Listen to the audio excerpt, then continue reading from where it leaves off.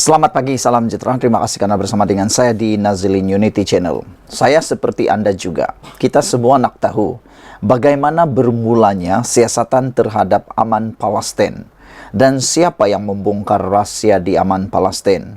Semua perkara itu kita nak tahu. Jadi pada hari ini, saya nak kongsi dengan kamu semua. Saya nak kongsi dengan semua penonton di channel ini, khususnya bagi mereka yang setia menyokong perkembangan channel ini, tentang bagaimana sebenarnya bermulanya siasatan ke atas Aman Palestin.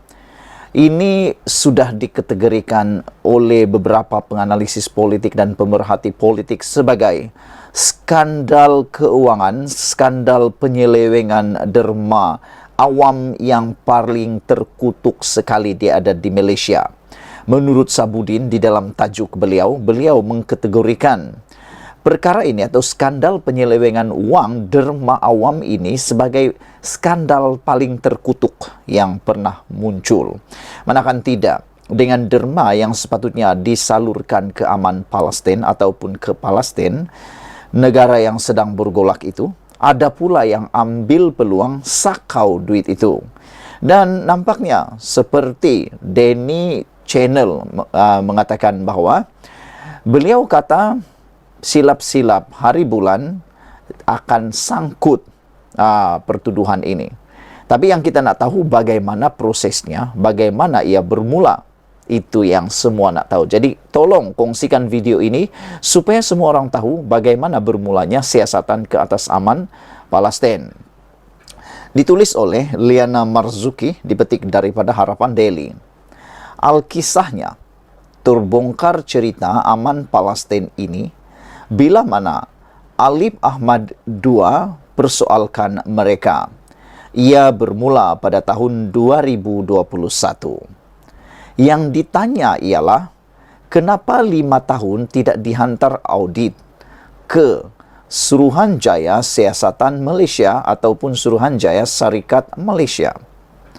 Makanya, mereka marahkan dia, terus klaim, jawab dapat pengecualian dan boleh tunda hantar laporan. Bila disemak dengan Suruhanjaya Syarikat Malaysia pula, rupa-rupanya Aman Palestin temberang, tak pernah mohon apapun. Maka mereka dikenakan kompaun. Mereka buat desakan orang awam, minta maaf pun tidak.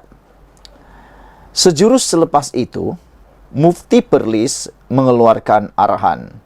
Tiada agensi di bawah negeri Perlis boleh sumbang ke Aman Palestin lagi. Maka bermulalah siasatan atas pelbagai aduan. Hujung tahun lepas, SPRM bertindak. Hasil siasatan ditemui. Sesawang web atau jaringan transaksi melalui syarikat proksi. Makanya, 41 akaun dibeku melibatkan RM15 juta ringgit. Ketika itu, Aman Palestin cukup berlagak. Peguamnya siap bagi kata dua kepada SPRM. Lepaskan akaun atau mereka akan ambil tindakan. Kononnya cuba-cuba berlagak, cuba-cuba menakut-nakutkan SPRM, atau cuba-cuba untuk membuat ugutan secara provokasi. Namun demikian, apa yang berlaku selepasnya? Fast forward, dipercepatkan masa 2 bulan. Yang kena diambil tindakan bukan SPRM, tetapi Aman Palestin itu sendiri. Hari ini, pengerusi eksekutif EC, ketua pengerusi ataupun ketua pegawai eksekutif CEO dan seorang pengarah mereka didakwa dengan 164 pertuduhan melibatkan penyelewengan dana RM85 juta ringgit.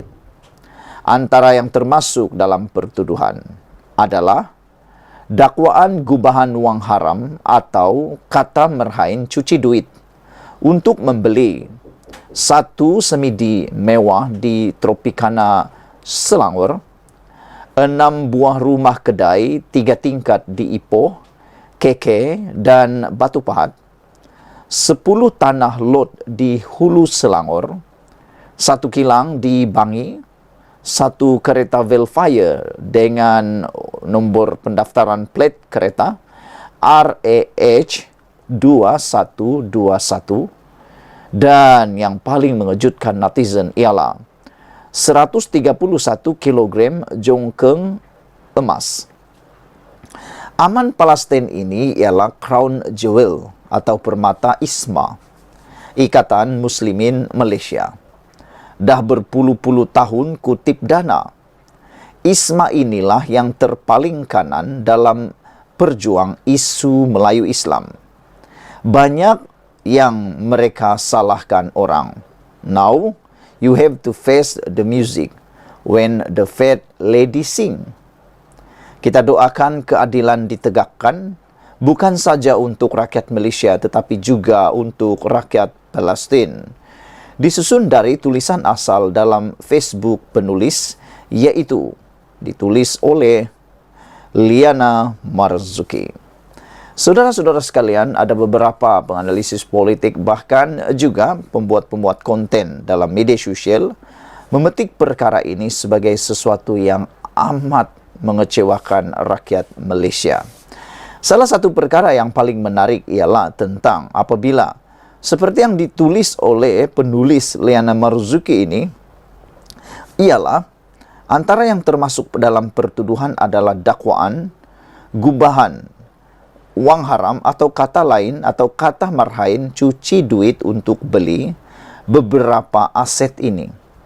Yang paling menarik ialah apabila mereka membeli emas seberat 131 kg dan itu disebut sebagai oleh marhain sebagai cuci duit.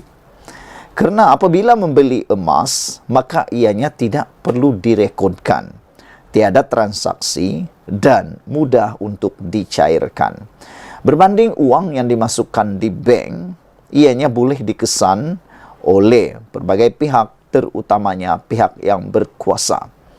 Tetapi itulah pepatah Melayu kata, sepandai-pandai tupai melompat, akhirnya jatuh ke tanah juga. Diharapkan dengan penerangan bagaimana sebenarnya bermula siasatan ke atas aman Palestin ini, maka terungkailah persoalan yang selama ini menjadi persoalan dan mencari jawaban. Rupa-rupanya ini bukanlah siasatan ataupun pendakwaan terpilih, tetapi ianya kesilapan mereka sendiri. Ini semua bermula sejak tahun 2021.